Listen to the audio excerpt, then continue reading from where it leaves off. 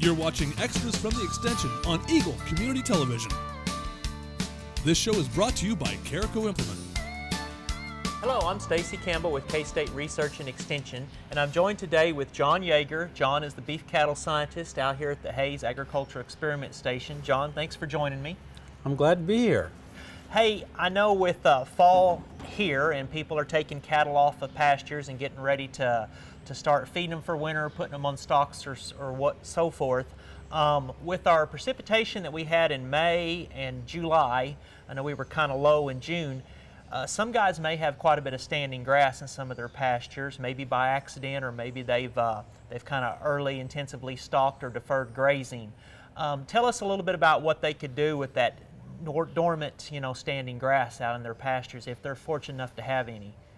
We've actually gone to planting and having some residual forage here or standing dormant forage just to cut our hay costs. Okay. And so in managing that grass, you need to consider how much is there, how long can they stay there, and also as we go into late fall, early winter, the protein level in that grass really declines. Mm-hmm. And typically here at the Research Center, we test our dormant forage and it comes in about 4% on a typical year. Okay. During a drought year, it may be between 7 and 8% because that even dormant. Yes, Wow. because that grass matures very early because of the lack of moisture. Mm-hmm. And so in those type of years, protein isn't usually a consideration. Okay. But on a typical year, once protein falls below 7%, we really need to think about protein supplementation. Mm-hmm. A lot of guys like those lick tubs or a liquid supplement just because of easy use. Right. But typically you pay a lot for that ease of use. For that convenience. Right. Yeah. And so, historically, range cubes were very popular. A lot of guys still use those. They can be hand-fed in a bunk or cube feeder in a bunk, cube feeder on the ground. Right. And most of those traditional kinds of protein supplements were oilseed supplements. Right. Cottonseed meal, soybean meal, those kinds of things. Now with the advent of the ethanol industry, dried distillers grain is a very good option.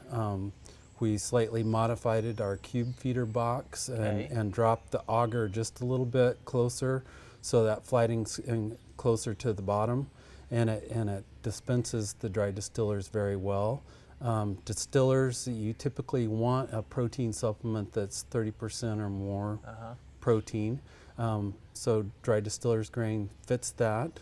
And so it's a really cheap option for producers. Nice thing about the distillers too, it's high in energy as well as protein. Yes, yes. High in phosphorus. Yes. So you might not have to put near the mineral out or low phos type mineral. Yes, because phosphorus is an expensive component of your mineral, and so you can go with a mineral that has less phosphorus and cheapen up that as well. And then something interesting about the dried distillers, you guys have done quite a bit of research with feeding that to your cows out here. You can put that in piles. I think that's the way y'all did, and it worked good. I think some guys would probably think they're going to lose some of that, but they just pretty much licked the ground. There wasn't hardly any of it left. Yes, it's hard to find any residual left. They just essentially will eat it into the dirt. Kind of like candy. Yeah. And then let's talk too, you guys did a pretty extensive study using a lot of beef cows for I think at least 2 years on how frequent you have to bring protein and still maintain your performance of your cows, the frequency or interval of feeding the protein. Yes. We fed daily, once every 3 days or once every 6 days, and we did that 2 separate winters and looked at cow performance, calf birth weights, body condition scores of those cows, and it really didn't matter if you fed daily or once a week. So you just take the amount needed on a given day and multiply by 6 or 7. And so just deliver that. The one interesting thing we did see is when we fed 6 days worth of supplement, those cows, we were actually feeding some hay during that year because of the drought, in addition to grazing the dormant forage. Within an hour after feeding the hay, most of the cows that had the 6 days worth of supplement weren't consuming hay any longer because they were so full. So it will modify their behavior.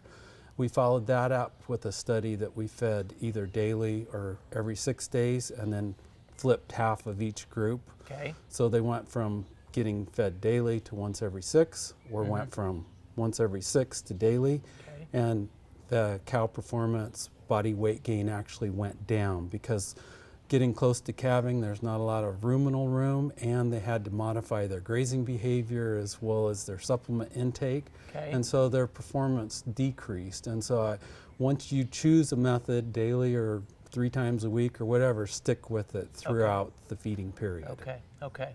But yeah, it didn't affect the performance of the cattle, and of course, less trips out there to have to haul protein equates to saving a little bit of money. Right, and that's really was our ultimate goal, is to reduce labor, try to get back more to that convenience of a lick tub or liquid supplement. Okay, and then one other thing that you've kind of touched on that we talked about a little bit was, you know, if you've got your hay, your forage is 8% protein or higher, and your cows are in pretty good flesh condition, you don't really need to be bringing them any protein until what, probably after they calve?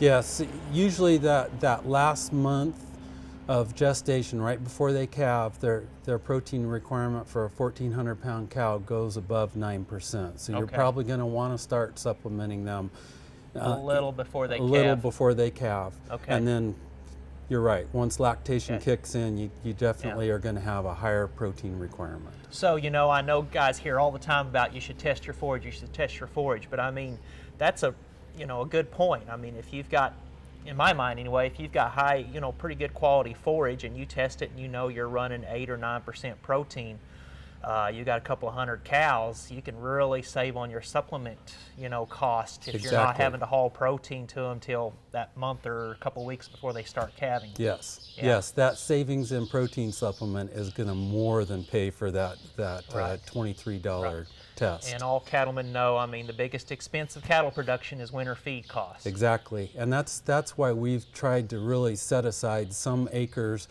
that we don't graze during the summer months, and we've cut our hay usage by 2/3 of what we used to feed here. And then one other thing is when you are looking at protein sources, to try to figure it on the cost per pound of a dry matter basis. Exactly. And, it's a simple calculation. If guys do that, I think they'd be quite surprised in seeing the variability in prices of protein, from the convenience ones to the, and you said, I believe, DDGs have been very competitively priced for several years now. Yes, yes, and like you said, you're getting an added bang for your buck because of the soluble fiber and the fat in the product is going to give those cows some extra energy as they go into calving and lactation. Okay. All right. Well, John, we appreciate you again taking the time to be with us today, and we hope as cattlemen maybe you can consider some of these tips to try to reduce some of your input costs during the winter feeding period. And this has been Stacy Campbell and John Jaeger with K-State Research and Extension and Eagle Community Television. You're watching extras from the Extension on Eagle Community Television. This show is brought to you by Carico Implement. Fall is here, and it's a great time to come out and visit Carico Implement in Hayes for all of your fall lawn care needs. We stock and sell a full line of John Deere riding lawn equipment, along with Honda walk-behind mowers and generators. We also offer a full lineup of Steel outdoor power products. If your project requires even more muscle, come check out the lineup of John Deere compacts, tractors, and skid loaders. And don't forget, we have the parts and services to keep you up and running for whatever your fall lawn care needs are. So come and visit Carico Implement for a solution that fits.